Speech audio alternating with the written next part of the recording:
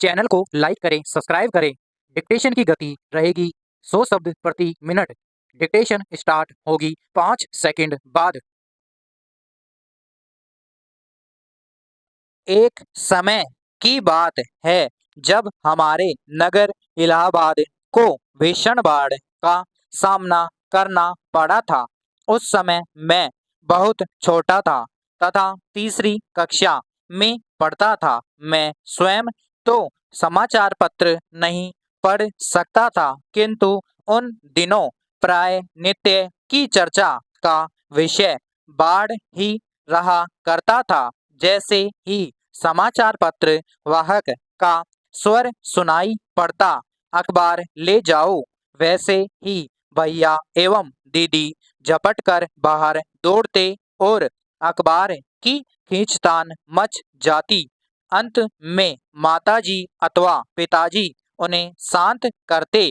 फिर हम सब अतीव उत्सुकता से बाढ़ की खबरें सुनने बैठ जाते। एक दिन पिताजी ने अति चिंतित होकर हमें समाचार सुनाया कि आगरा और दिल्ली की ओर भारी वर्षा हो रही है, जिससे यमुना नदी में भीषण बाढ़ आ गई है। उन दिनों इलाहाबाद में भी वर्षा की झड़ी लगी हुई थी और गंगा में भी बाढ़ आने लगी थी। हमारा शहर इलाहाबाद 3 दिशाओं से गंगा और यमुना नदियों से घिरा हुआ था, इसलिए यह पूरी आशंका थी कि हमें भीषण बाढ़ का प्रकोप सहना पड़े। दूसरे दिन ही पिताजी ने हमें समाचार पत्र में छपी खबर सुनाई। कल तक प्रयाग को भी भीषण बाढ़ का सामना करना पड़ेगा। जिधर देखिए उधर बाढ़ की चर्चा हो रही थी और सभी लोग भयभीत दिखाई दे रहे थे। तभी बड़े भैया कहीं से घूम फिर कर लौटे।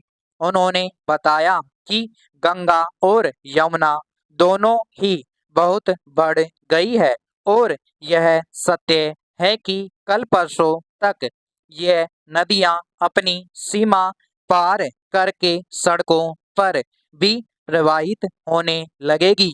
हमारा घर जिस मोहल्ले में है वह गंगा यमुना के अत्यंत निकट है।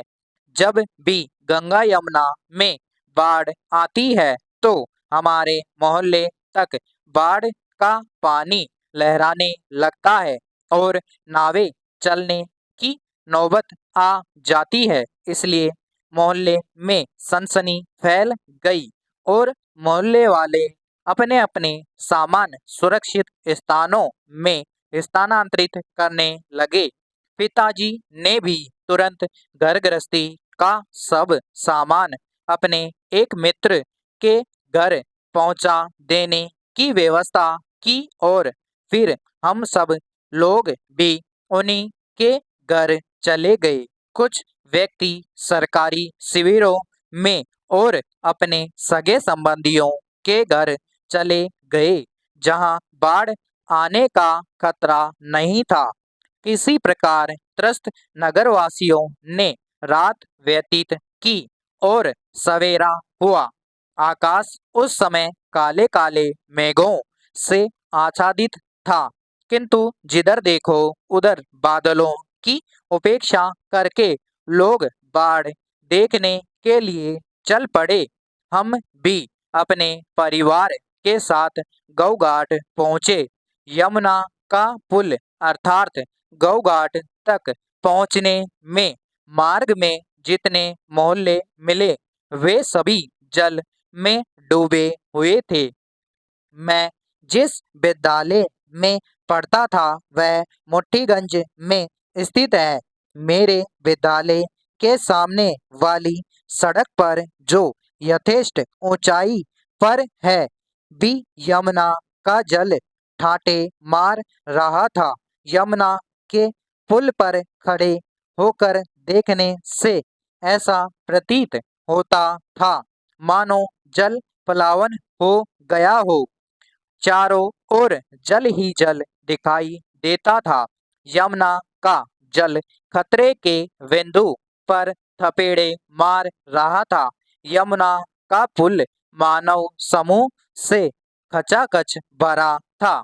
यमुना मैया अपना प्रकोप शांत करे, इसलिए जन समुदाय प्रार्थना करके उन्हें फूलमाला अर्पित कर रहा था। अपार जल राशि की गर्जना मनुष्य ही नहीं, पशु पक्षियों के हृदयों को भी आतंकित कर रही थी। वृक्षों पर भयभीत पक्षी भयावह शोर मचा रहे थे। यमुना पार के ग्रामीणों का तो बुरा हाल था। समस्त खेती जल प्लावित हो गई थी। ग्रामीण जनों के घर फूस के छप्पर तक यमुना में बहते नजर आ रहे थे। यमुना पार के ग्रामीणों का तो बुरा हाल था। समस्त खेती जल प्लावित हो गई थी। ग्रामीण जनों के घर फूस के छप्पर तक यमुना में बहते नजर आ रहे थे। ग्रामीणों के कोठिलों और ड्रमों में भरा अनाज तथा पशुओं के लिए संचित चारा आदि सब घर में पानी भर जाने के कारण नष्ट हो गए थे। यमुना के जल में बहती हुई अगणित मानव और पशु पक्षियों की लाशें भंवर के चक्कर में पड़कर डूबती हुई नौकाएं तथा अपने जीवन की रक्षा हेतु जल से संघर्ष करते त्रस्त व भयभीत व बहते हुए जीवित पशु पक्षी सम्मिलित रूप में एक ऐसा भयावह दृश्य उपस्थित कर रहे थे कि मेरा बाल मस्तिष्क आतंकित हो उठा। मुझे आज भी स्मरण है कि मैं डर के मारे आंखें बंद करके यमुना के पुल पर ही अपनी माँ से लिपट गया था और जोर जोर से रोने लगा था। मुझे अत्यधिक भयभीत देखकर पिताजी सपरिवार घर लौट आए थे। उस रात मैं सो नहीं सका था। आंखें बंद करते हुए भी विनाशकारी भयावह दृश्य चलचित्र की भांति नृत्य करने लगते थे और मैं डर के मारे आंखें खोल देता था। दूसरे दिन गंगा नदी की बाढ़ देखने के लिए कोई भी नहीं जा सका था।